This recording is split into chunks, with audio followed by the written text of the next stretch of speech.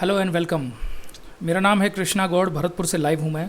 और जैसा कि फर्स्ट लेसन में आपको बता चुका हूँ, मेरा काम है आपको वो कड़वी दवाई देना जो आपकी बीमारी की, इंग्लिश की बीमारी का जड़ से ख़त्म कर सके। दोस्तों, बहुत सारे टीचर्स को मैं देखता हूँ इंग्लिश पढ़ाते हैं, लेकिन वो इस तरह से इन चीज़ों को पढ़ाते हैं जो स्टूडेंट्स को केवल पढ़ना अच्छा लगे, क्योंकि they have to create their own network. उनको अपना नेटवर्क बनाना है जिससे स्टूडेंट्स उनके साथ में जुड़ते चले जाएँ और नए से नए ज़्यादा से ज़्यादा एडमिशन्स मिले। बट मेरा ऐसा कोई लक्ष्य नहीं है कि आप मेरे वीडियोज़ को देखें और मुझसे बहुत ज़्यादा इंप्रेस हों। ऐसा मेरा कोई टारगेट नहीं है, कोई लक्ष्य नहीं है। आप चाहें तो देखें, आप चाहें तो ना देखें, लेकिन मैं आपको इतना ही कहूँगा कि मेरे वीडियोज़ के अंदर आपको वो सारी चीज़ें देखने को मिलेंगी जो आज तक आपको इंग्लिश लैंग्वेज के बारे में किसी ने पढ़ाया नहीं। मैं क्यों आपको ये सारी चीज़ें बता रहा हूँ? क्योंकि दोस्तों, आप सभी ने आज तक जो तैयारी की है ना, वो सिर्फ और सिर्फ एग्ज़ाम के सिलेबस को लेकर की है। But really most of you don't know कि जो सिलेबस है वो भी आपको तभी आएगा जब सिलेबस से बाहर जो बेसिक चैप्टर्स है वो आपके मजबूत होंगे। यही कारण है बहुत सारे स्टूडेंट साल दर साल तैयारी करते रहते हैं, जब भी वैकेंसी आती है लगे रहते हैं, बार बार कोचिंग्स में फ़ीस देते रहते हैं, लेकिन उनका कुछ होना जाना नहीं है। बहुत सारे स्टूडेंट कई साल तैयारी करते हैं, उसके बाद भी उनको सफलता नहीं मिलती। तो जो बेसिक लेक्चर्स मैं आपको दे रहा हूँ, 15-20 दिन मेरे साथ मेहनत कर लीजिए, आपका बेसिक्स इतना स्ट्रांग हो जाएगा, आप इंग्लिश लैंग्वेज के अंदर सारी चीज़ों को बहुत अच्छी तरह से समझ पाएंगे। आप उस सिलेबस को भी बहुत अच्छी तरह से समझ पाएंगे, ना सिर्फ समझ पाएंगे बल्कि आप उसको कमांड भी कर पाएंगे। तो बस मेरा सिंपल सा मैसेज है, आइए शुरू करते हैं वहाँ से जहाँ हमने कल अपनी क्लास एंड की थी। अगर आपने फर्स्ट डे का लेसन नहीं देखा है तो पहले आप फर्स्ट डे का देखिए, नहीं तो इसमें आपको कुछ भी समझ में नहीं आने वाला है, टाइम वेस्ट है केवल। आप पहले लेसन फर्स्ट देखिए। आइए शुरू करते हैं लेसन 2 की। तो कल दोस्तों हमने ये सारे के सारे कर लिए थे। मैं आपको एक बार रिपीट करा देता हूँ। हमने सीखा था कि लैंग्वेज को 2 पार्ट में डिवाइड किया गया, मॉर्फोलॉजी और सिंटैक्स। मॉर्फोलॉजी क्या है, लेटर्स क्या है, फनीम क्या है, वर्ड्स क्या है, वर्ड क्लास क्या है, ये सारा हमने कल स्टडी कर लिया है। फ्रेज क्या है, ये भी हमने कल स्टडी कर लिया है। Now let's start with clauses. तो क्लॉजेज क्या होते हैं दोस्तों? क्लॉज का मतलब होता है उपवाक्य। तो जैसा कि इसके नाम में मौजूद है, आप देखिए इसके नाम में ही मौजूद है वाक्य, तो इसका मतलब ये भी एक सेंटेंस ही होता है। लेकिन इसको हम फिर क्लॉज क्यों कहते हैं? क्लॉज का मतलब उपवाक्य, तो इसका मतलब कुछ ना कुछ तो मिलता जुलता ये सेंटेंस जैसा ही होता है। अब आप सबसे पहले यहाँ समझ लीजिए, ये 2 प्रकार के होते हैं, एक तो होता है मेन क्लॉज और एक होता है सबऑर्डिनेट क्लॉज। देखिए, इसको मैं समझाने के लिए आपको इतना सही कहूँगा, अगर मैं 2 सेंटेंसेस अलग अलग लिखता हूँ, जैसे कि मैं एक सेंटेंस लिखता हूँ, मैं घर पहुँचा, ये एक मैंने सेंटेंस बनाया, और दूसरा मैंने सेंटेंस बनाया, मेरे पापा बाजार गए। अब आप देखिए दोस्तों, ये जो सेंटेंसेस हमने बनाए हैं 2 अलग अलग सेंटेंसेस हैं, दोनों ही पास्ट इंडेफिनिट के सेंटेंसेस हैं। आप चाहे तो इसमें टाइम जोड़ सकते हैं, जैसे मैं 10 बजे घर पहुंचा, मेरे पापा 9 बजे मार्केट गए। लेकिन ये दोनों सेंटेंस अगर आप अलग अलग रखते हैं तो ये भी सेंटेंस है और ये भी एक सेंटेंस है। लेकिन कभी कभी क्या होता है, हम 2 सेंटेंसेस को मिला के एक सेंटेंस बना देते हैं। जैसे आप कई बार क्या कहेंगे, आप कहेंगे मेरे घर पहुंचने से पहले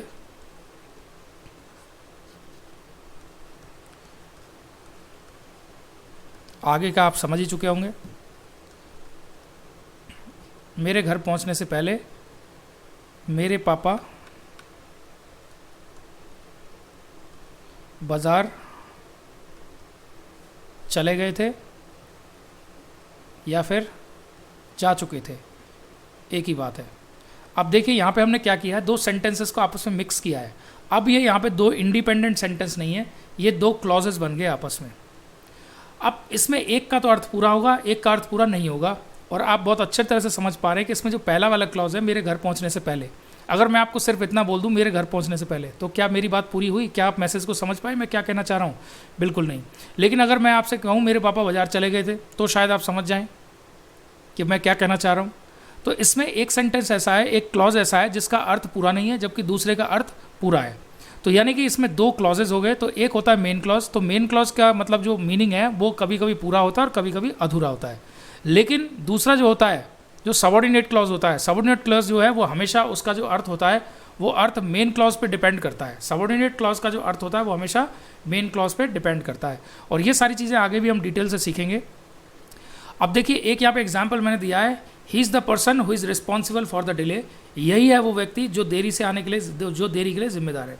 अगर मैं आपसे केवल ये बात कहूँ, ही इज़ द पर्सन, यही है वो व्यक्ति, तो क्या आप बात को समझ पाए? नहीं समझ पाए ना। लेकिन जब पूरा सेंटेंस हम बोल रहे हैं दिस इज़ द पर्सन या he is the person who is responsible for the delay, तो आप पूरे सेंटेंस का मीनिंग कन्वे कर पा रहे हैं। तो दोस्तों आगे चलिए सीख लेते हैं। एक एग्जाम्पल और यहाँ पे मैं दे रहा हूँ आपको। लेकिन सबऑर्डिनेट जो क्लॉज है ना दोस्तों, सबऑर्डिनेट क्लॉज जो होते हैं वो दो तरह के होते हैं। एक होता है इसमें से सबसे पहला कंडीशन क्लॉज और दूसरा होता है रिलेटिव क्लॉज। तो कंडीशन क्लॉज क्या होता है, ऐसे सेंटेंसेस जो कि जिसकी बिगनिंग होगी इफ से, और इसमें एक कंडीशन होती है, एक होता है रिजल्ट। जैसे if you meet me tomorrow, अगर कल आप मुझसे मिलते हैं तो I will tell you the secret behind my success, मेरी सफलता के पीछे का जो राज है वो मैं आपको बताऊंगा अगर आप मुझसे कल मिलते हैं। तो यानी कि आज मेरे पास टाइम नहीं है, आज मैं आपको नहीं बता पाऊंगा, कल मिले तो आपको मैं बताऊँ। अब यहाँ पे एक कंडीशन थी इफ से। अब दूसरा है, देखिए दोस्तों, relative clause. Relative clause, relative जैसा कि नाम में ही छुपा हुआ है, रिलेट मतलब जोड़ना होता है। तो यानी कि कोई ऐसा शब्द जो कि रिलेटिव प्रोनाउन या रिलेटिव एडजेक्टिव से बनेगा, ये क्या काम करेगा दोस्तों, ये दो सेंटेंसेस को आपस में जोड़ेगा।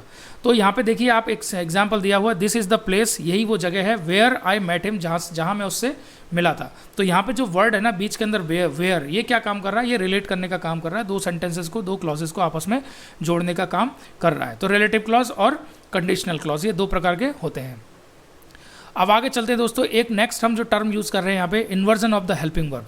क्या होता है inversion? Inversion of the verb, actually में इसको हेल्पिंग वर्ब हम बोल सकते हैं, लेकिन इन्वर्जन ऑफ द वर्ब पूरा का पूरा करेक्ट नेम यहाँ पे कहना होगा। तो इन्वर्जन का मतलब क्या होता है? इन्वर्जन का मतलब होता है, आप यहाँ पे हिंदी में मैंने डेफिनेशन दिया है, इसको पढ़ेंगे तो आपके लिए अच्छा होगा। आमतौर पर हेल्पिंग वर्ब सेंटेंस में सब्जेक्ट के बाद आती है। जो हेल्पिंग वर्ब की अगर हम बात करें, उसका जो नेचुरल प्लेसमेंट है वो कहाँ होता है? वो होता है सब्जेक्ट के बाद। किसी भी सेंटेंस में जो उसका नेचुरल प्लेसमेंट है वो सब्जेक्ट के बाद है। लेकिन प्रश्न बनाने के लिए या फिर किसी खास उद्देश्य से ये सब्जेक्ट से पहले आ सकती है। कभी कभी क्या होता है, जैसे कि कभी कभी क्या, हमेशा जब भी हम क्वेश्चन बनाते हैं तो क्वेश्चन बनाते समय हम क्या करते हैं, हेल्पिंग वर्ब को उठा के कहाँ लिख देते हैं? सेंटेंस से पहले। तो इस कंडीशन को क्या बोलते हैं हम? Inversion of the verb. ये हेल्पिंग वर्ब भी इन्वर्ट होती है, ऐसे ही मेन वर्ब भी इन्वर्ट होती है, दोनों ही को इन्वर्ट किया जाता है। लेकिन कुछ सर्टेन कंडीशंस होती हैं जहाँ पे इसको हम इन्वर्ट करते हैं। तो आगे बहुत सारे चैप्टर्स ऐसे आएंगे जिसमें हम हेल्पिंग वर्ब को इन्वर्ट करना सीखेंगे। तो मैं अगर आपसे वहाँ बोलूँ कि हेल्पिंग वर्ब को इन्वर्ट करेंगे यहाँ पे, तो आपको समझ जाना पड़ेगा कि उसका जो नॉर्मल प्लेसमेंट होता है उससे उठा कर उसको कहीं ना कहीं आगे सेंटेंस में प्लेसमेंट किया जाएगा। तो एग्जाम्पल यहाँ पे एक और मैंने दिया हुआ है, आप समझेंगे इस एग्जाम्पल में। जैसे कि वी प्ले चेस, हम चेस खेलते हैं। लेकिन अगर मैं आपसे क्वेश्चन करूँ क्या आप चेस खेलते हो, तो हम क्या करेंगे? Do you play chess. तो यहाँ पे हमने क्या किया, ये डू जो है इस हेल्पिंग वर्ब को उठा के हमने सेंटेंस में आगे लगा दिया। अब कभी कभी क्या होता है, इम्फेसिस देने के लिए जब आपको सेंटेंस में जोर देना हो तो इम्फेसिस के लिए फॉर्मल स्टाइल में कुछ एडवर्ब्स को नेगेटिव मीनिंग के लिए भी यूज़ करने पर उनको इन्वर्ट कर देते हैं। जैसे देखिए आप नेवर है, सेल्डम है ना। तो एक एग्जाम्पल यहाँ पे दिया हुआ है, आई नेवर टेल अ लाई, मैं कभी भी झूठ नहीं बोलता। लेकिन अगर मुझे इसको इम्फेस देना है और ऐसे कहना है आपको, मैं तो ज़िंदगी में कभी झूठ बोलता ही नहीं, तो सिंपल स्ट्रक्चर नहीं बना रहे आप। मैं कभी झूठ नहीं बोलता, एक तो ये हुआ। दूसरा, मैं लाइफ में कभी झूठ बोलता ही नहीं हूँ। तो आप क्या कर रहे हैं यहाँ पे, थोड़ा सा इम्फेस दे रहे हैं, जोर दे रहे हैं अपनी बात पर। तो ऐसी कंडीशन में आप क्या करते हैं, ये नेवर जो शब्द है ना, इस नेवर को उठा के आप सेंटेंस की बिगनिंग में ले आए। और ऐसा करने से क्या हुआ, जो डू आपका सब्जेक्ट के बाद आता है वो डू यहाँ पे पहले आ गया। लेकिन इसका मतलब ये नहीं है कि यहाँ पे ये क्वेश्चन बन गया है, ये है अभी भी पॉजिटिव सेंटेंस, लेकिन इसका मतलब क्या है, एम्फेटिक स्टेटमेंट अब ये बन चुका है। और ऐसी कंडीशन में आप देखो सब्जेक्ट से पहले हेल्पिंग वर्ब आ गई है। तो ये वो चीज़ है दोस्तों, मुझे उम्मीद है आज तक आपको किसी ने बताई नहीं होगी। तो अगर मैं आपसे बोलूँ इन्वर्जन होगा यहाँ पे मेन वर्ब का इन्वर्जन होगा, तो इसका मतलब मेन वर्ब अपने नॉर्मल जगह से उठकर आगे आएगी। अगर मैं आपसे कहूँ यहाँ पे हेल्पिंग वर्ब का इन्वर्जन होगा, तो इसका मतलब हेल्पिंग वर्ब उठ के आगे आएगी। तो ये सब आपको ध्यान रखना है, क्योंकि ये टर्म्स मैं आपसे आगे यूज़ करूँगा। Now let's learn what is a sentence. तो बहुत सिंपल डेफिनेशन मैंने आपको यहाँ पे दी है। A sentence is a set of words containing a subject and a verb. Usually it describes a statement, a question or an order. ये मैंने किसी बुक में से लिया है, शायद ऑक्सफोर्ड या कैम्ब्रिज में से लिया, मुझे याद नहीं है। एक मीनिंगफुल वर्ड्स, कुछ ऐसे वर्ड्स जो आपस में मिलके एक मीनिंग क्रिएट करें या ग्रामेटिकल अरेंजमेंट हो, वो सारे एक सेंटेंस में कन्वर्ट हो जाता है।